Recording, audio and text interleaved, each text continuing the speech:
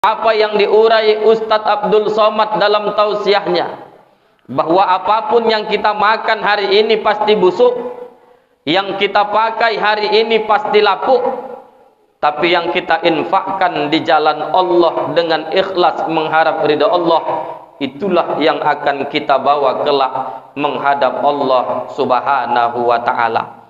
Jadi hadirin sidang jamaah, bahwa banyak sekali cara bertakwa, banyak sekali cara mendekatkan diri kepada Allah. Di samping melaksanakan sholat, melaksanakan puasa Ramadan, zakat dan seterusnya, takwa dapat dilakukan dengan berinfak ikhlas hanya mengharap ridha Allah Subhanahu wa ta'ala. Asyhadu an la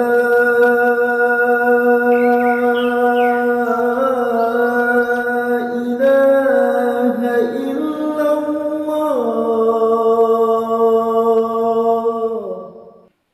Alhamdulillah, alhamdulillahilladzi arsala rasulahu bil huda wa dinil haqq. Asyhadu an la ilaha illallah wahdahu la syarikalah, wa asyhadu anna Muhammadan abduhu wa rasuluh.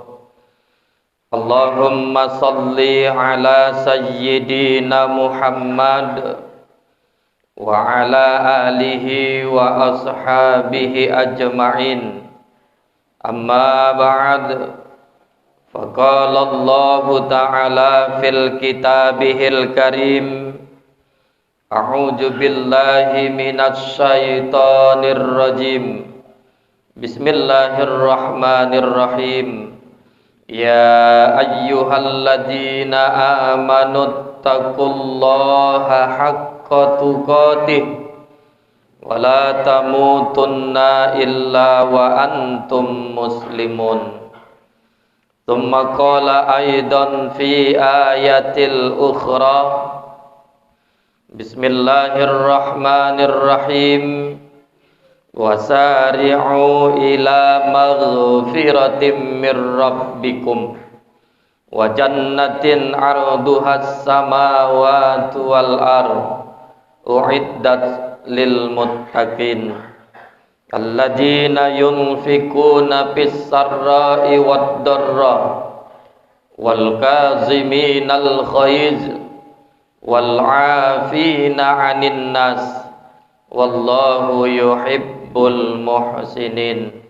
Sadaqallahul azim. Quran surah Ali Imran ayat 133 134. Maha benar Allah dengan segala firman-Nya. Hadirin ma'asyiral muslimin, sidang jamaah Jumat yang dirahmati Allah Subhanahu wa ta'ala. Awal kalam, melalui mimbar yang mulia ini, mari kembali kita panjatkan puji syukur kehadirat Allah Subhanahu wa ta'ala.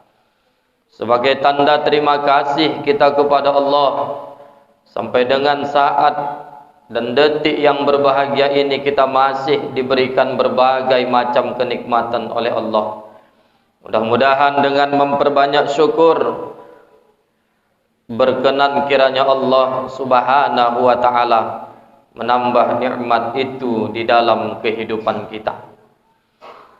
Kemudian salawat berangkaikan salam, mari sama kita sampaikan keharibaan junjungan alam Baginda Muhammad Rasulullah sallallahu alaihi wasallam.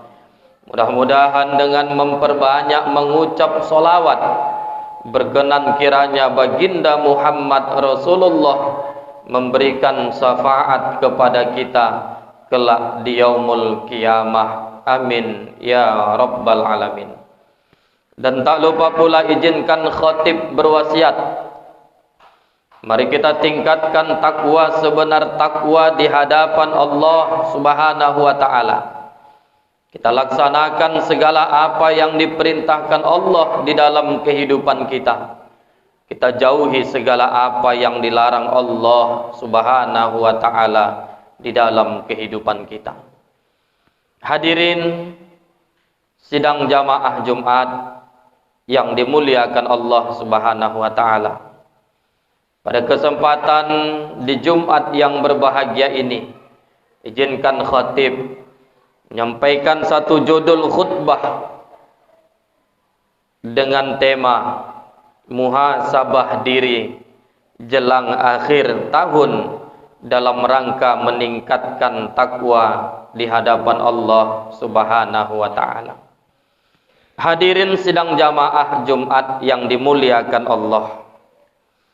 Bermula dari apa yang difirmankan Allah Subhanahu wa taala di dalam Al-Qur'an surah ketiga, surah Ali Imran.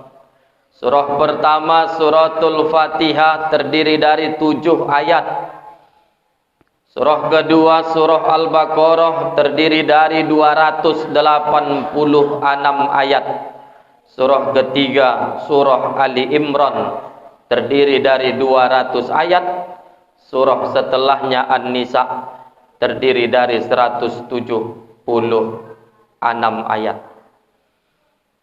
Di dalam surah Ali Imran, surah yang ketiga, Allah Subhanahu wa taala pada ayat 133 134 menegaskan, Bismillahirrahmanirrahim, wasari'u ila maghfiratin mir rabbikum wa jannatin 'arduhas samawati wal ardh uiddat lil muttaqin, yang artinya, dan bersegeralah kamu mencari ampunan Allah dan mendapatkan surga yang luasnya seluas langit dan bumi, dan surga itu hanya diperuntukkan bagi orang-orang yang bertakwa.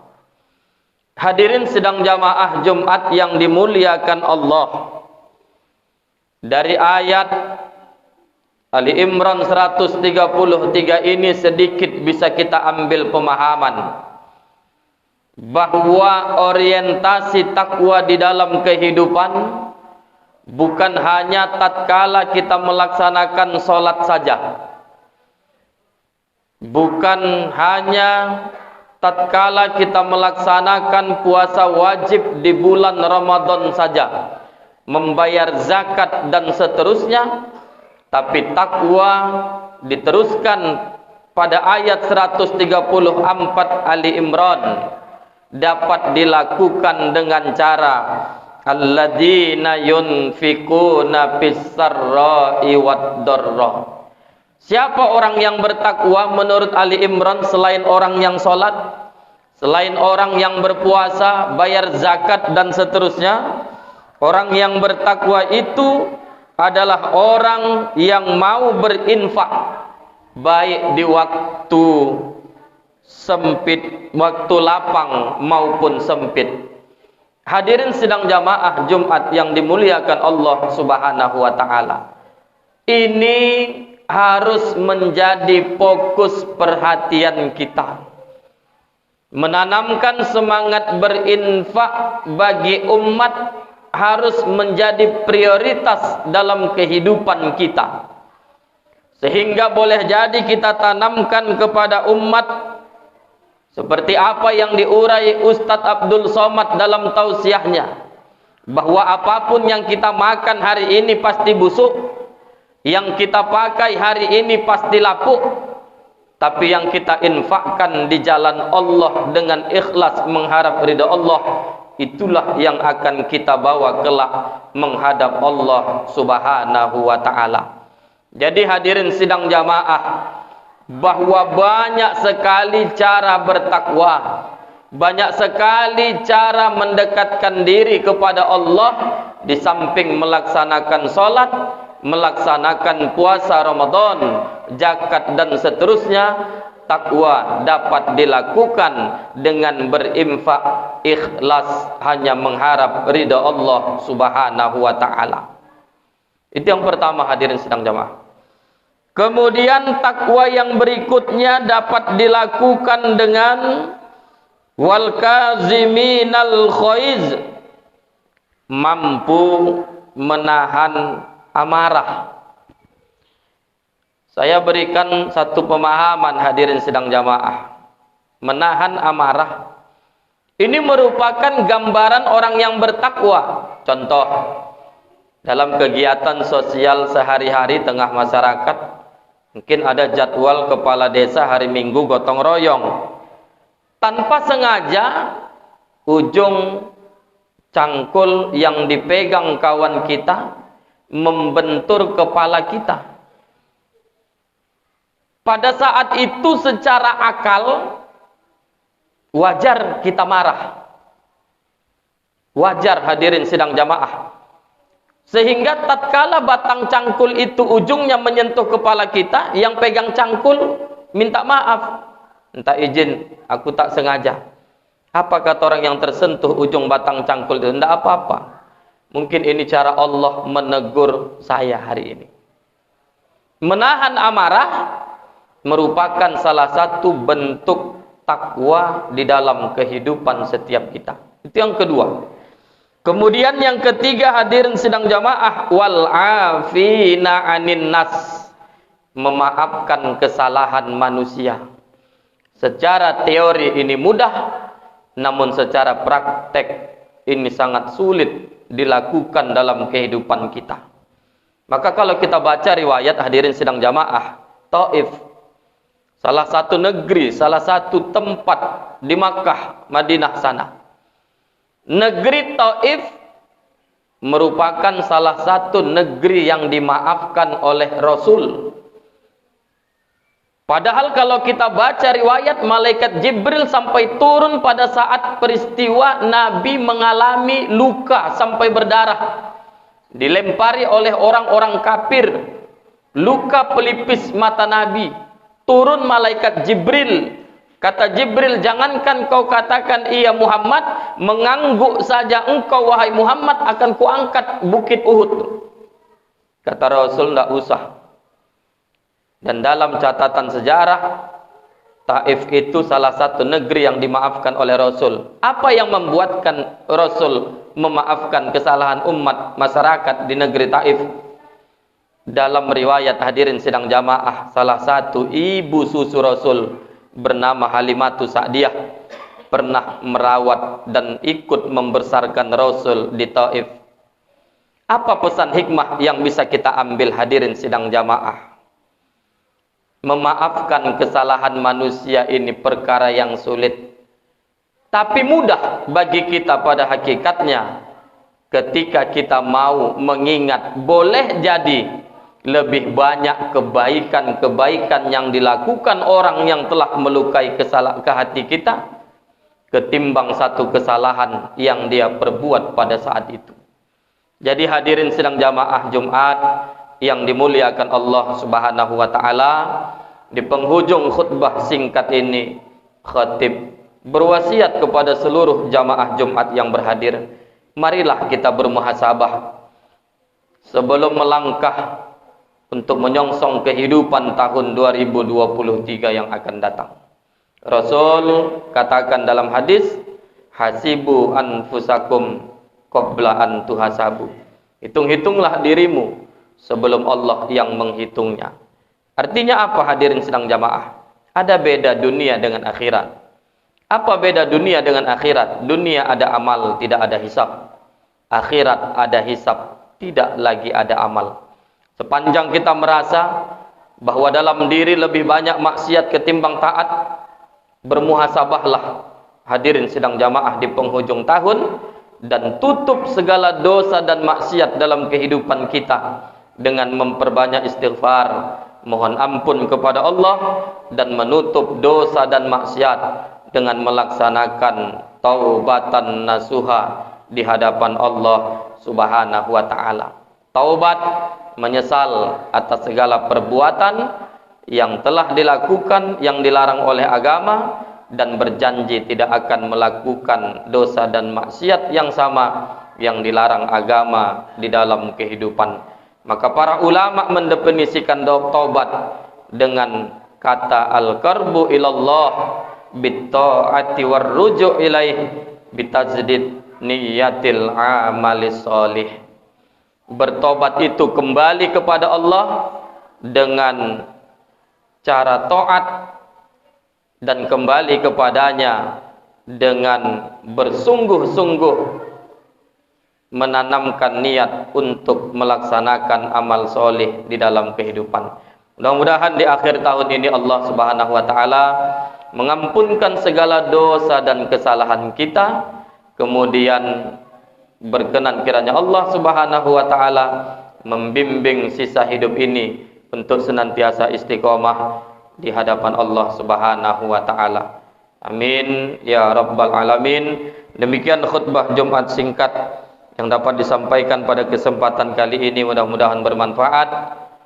Barakallahu li wa lakum fil Qur'anil azim wa nafa'ani wa iyyakum bima fihi minal ayati wa dzikril hakim wa taqabbala minna wa minkum tilawatahu innahu huwal ghafurur rahim.